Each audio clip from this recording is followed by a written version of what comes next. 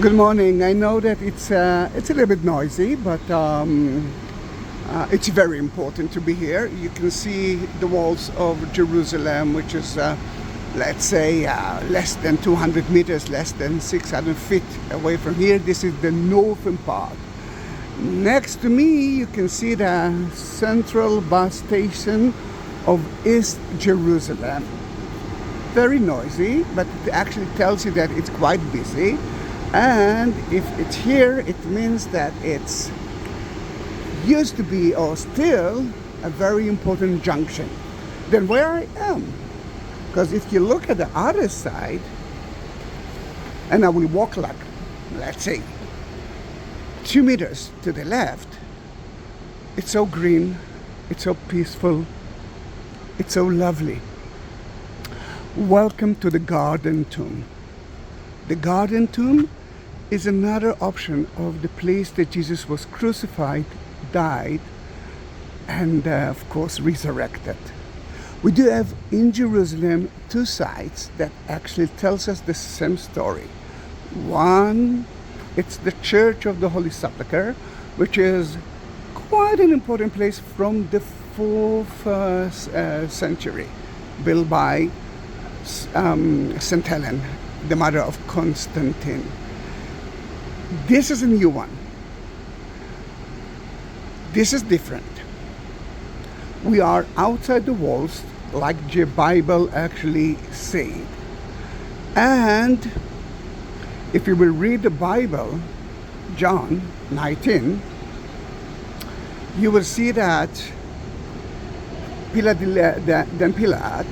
delivered Jesus to them to be crucified. So they took Jesus and led him away, and he bearing his cross, went out into a place called the place of the skull, which is called in Hebrew Golgotha, where they crucified him and two others with him, one on either side and Jesus in the center.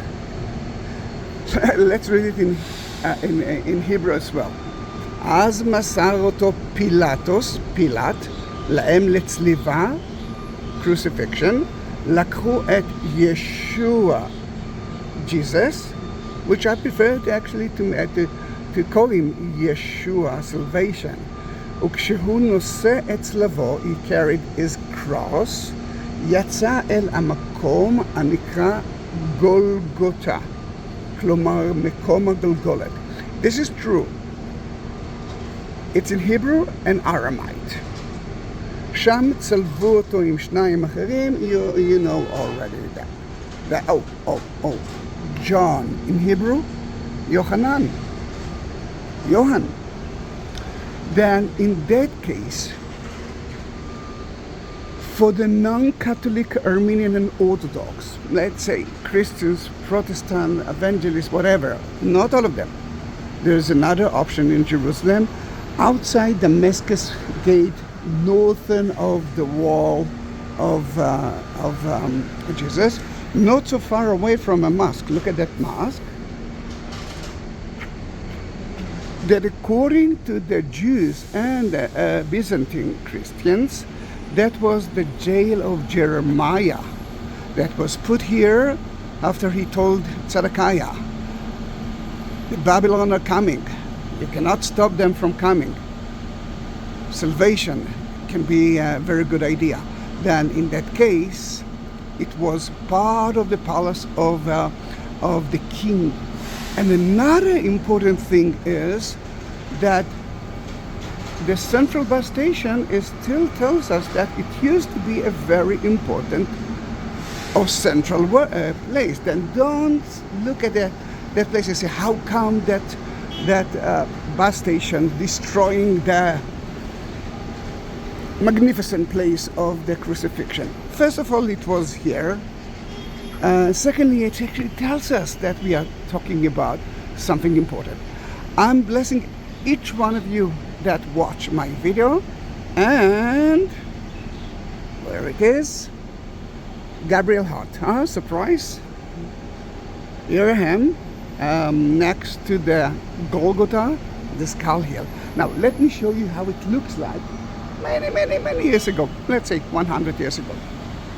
That I have to take that with me. You know what? No, I'm gonna use the other one because I do have the cross on my hand. I'm going back to the 19th century.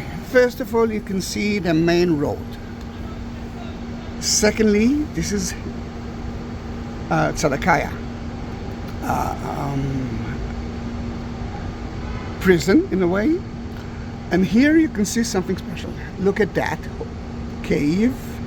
And remember those two eyes. You can see a nose and a mouth here. A skull. Then when Gordon, and actually not only Gordon, before that, people looked at that from the northern part of the city, they knew that it looks like a skull. And it's outside the city. Then can it be the correct place? Then this is the big cave, and the two eyes are right there. Nose and a mouth. Another important thing, you must understand that the Romans used to crucify people outside the gate. And the idea of crucifixion is that people will see the one who's been crucified. I mean, there is a reason for that. Usually they crucify people who were against the regime, against the Roman regime. Then in that case, this is a special place that might be the correct place. But should be crucified on top of the hill, like in looks, I mean, you can find it in so many art, or maybe just next to the people who walks here. Then so many of us believes that Jesus wasn't crucified on top. He was crucified next to, and the Bible never mentioned that he was crucified on top of it. Went out into a place called the place of a skull, which is called in Hebrew Golgotha. No one actually mentioned that he was crucified upstairs, and the idea that you will see is sinless Jesus from Nazareth, the King of the Jews. From there, it's almost impossible. Lovely, isn't it? Then let's leave that beautiful Skull Hill and let's continue to visit the tomb of Jesus. On the way, we will see a few other things.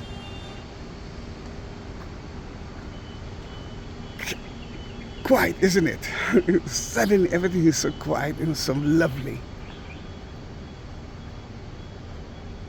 Oh, they're building another chapel. They're building another chapel.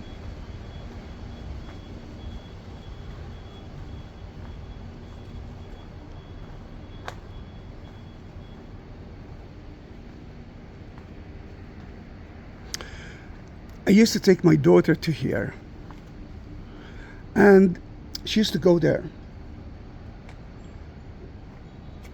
to the small and to the large chapel. She used to go there, and she came to me and said, Abba, Father, I'm playing with angels. Abba, Father, I'm playing with angels. Sadly, the chapels are closed now, of course. There are no tourists, except the one I saw one group here. But it's such a beautiful, beautiful place.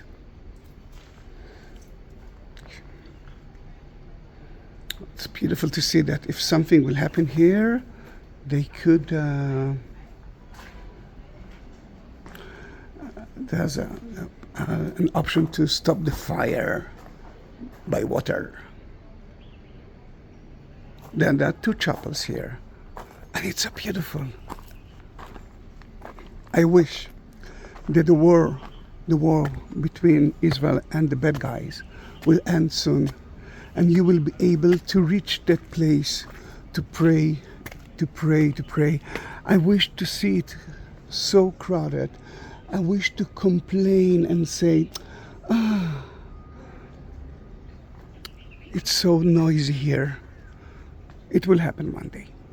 Now we know that Jesus was crucified at a place that belongs to the Romans. But next to it, you could see a garden of a rich man, Joseph of Arimathea, who gave Jesus his tomb. I forgot to take a picture of the Golgotha.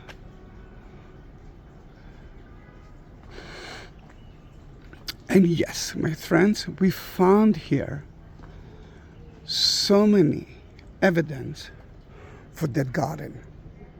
For example, there's a big water cistern right here, huge one. Oh, let us study something new. Can you see the almond? And then you can see the word Shaked. This is my family name. I'm actually from the almond family. And this is an almond tree.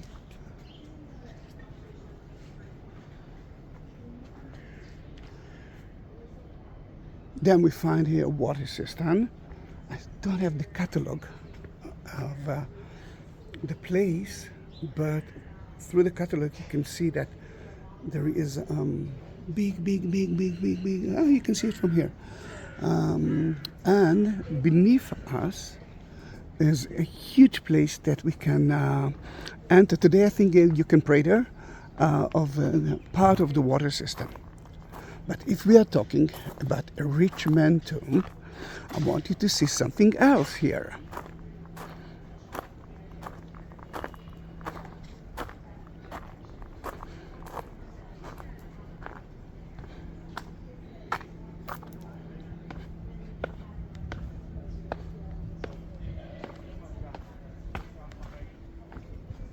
A wine press, an ancient wine press. A wine press tells us that someone here had lots of vineyard and he could have lots of prophecy when he will produce wine. It's quite holy in the Holy Land. Then in that case, it can be owned by a rich man. Before I will talk about the tomb, which you can already see, let me tell you another thing. The society here, the entrance is for free. Then, to make them happy, don't think twice and donate a little bit into it. And let's go into the tomb. Although I see that someone else already rich that place. That is the entrance to the water system, but as you can see, it's not allowed. And this is the tomb itself.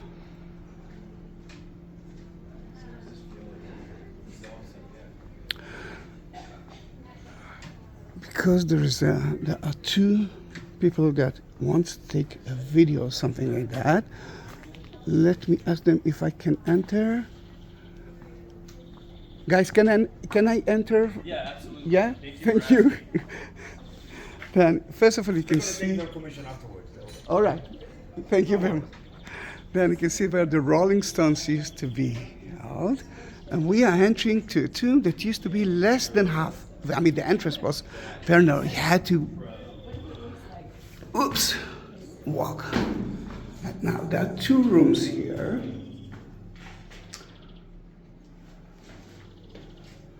This is the first one. That's where they prepared the body of it. And the most important part is that you can see 3 beds because it's a family tomb. Usually when you're buried a Jew, you're doing it at the same day. And that's actually what's happened to Jesus. Joseph of Arimathea went to Pilate to ask the body of Jesus and bury him before sunset. Because sunset, it's the end of the day. Then later on, he purified the body of Jesus as fast as he could. And then he buried him in his own tomb. Now, I don't know if it's true or not, but someone told me that because the left one might be his tomb, because you can see that they actually made it a little bit bigger, then maybe Jesus was longer than the average. True or not, it doesn't matter. This is such a holy site. And the hole there is to the soul to go outside, and all the non-purity spirit to go outside as well. Then let me just put it there for you.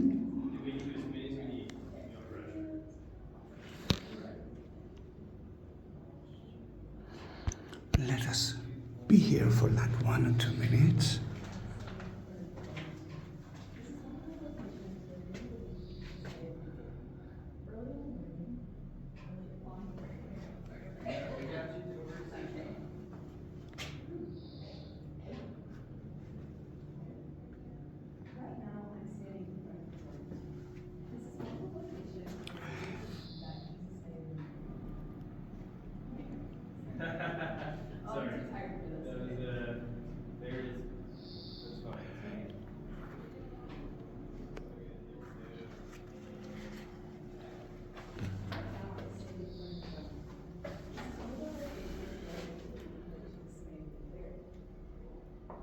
Early in the morning on the third day, Mary Magdalene went. Listen to it.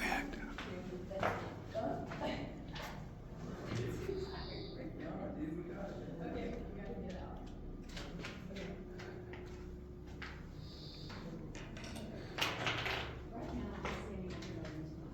This is one of the locations that Jesus made in the early in the morning on the third day, Mary Magdalene and the other women would have come and visited the tomb much like this one.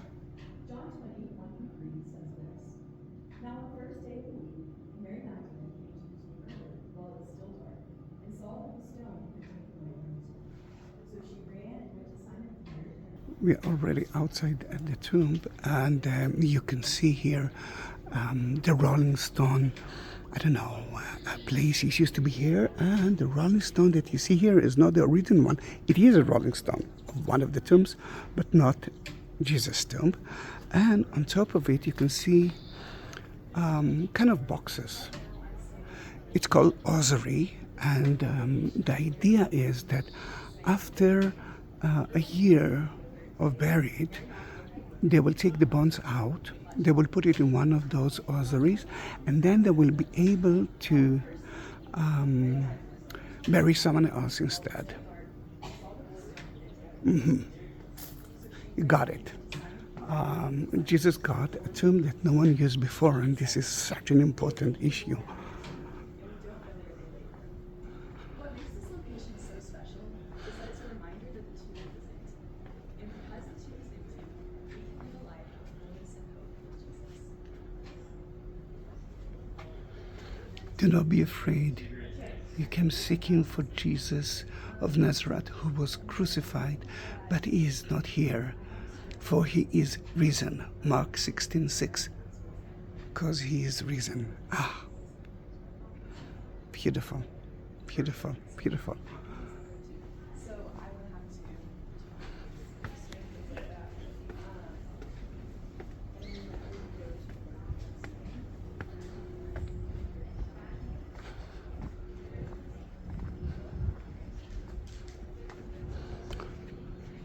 You can be here for hours.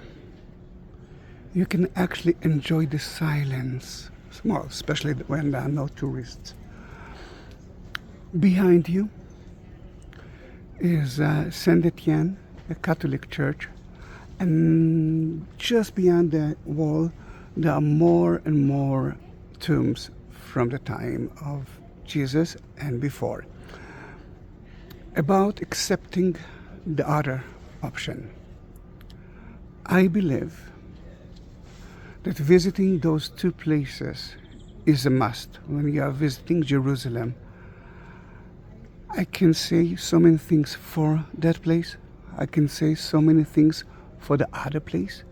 I can say so many wrong things about that place. I can say so many wrong things about the other place. The idea is to accept. The idea is to understand that what is important is the Bible. Then what I will ask you to do is to accept. I don't want to hear in the comment, oh, it's not the wrong place. One of my friends usually write me something that I love. I think that that place, the Garden Tomb, is the right place. But when I'm watching your videos of the Church of the Holy Sepulcher, I love to see too. That's what I want from people to understand. Then, if you want to have your own cross, different crosses, no problem at all.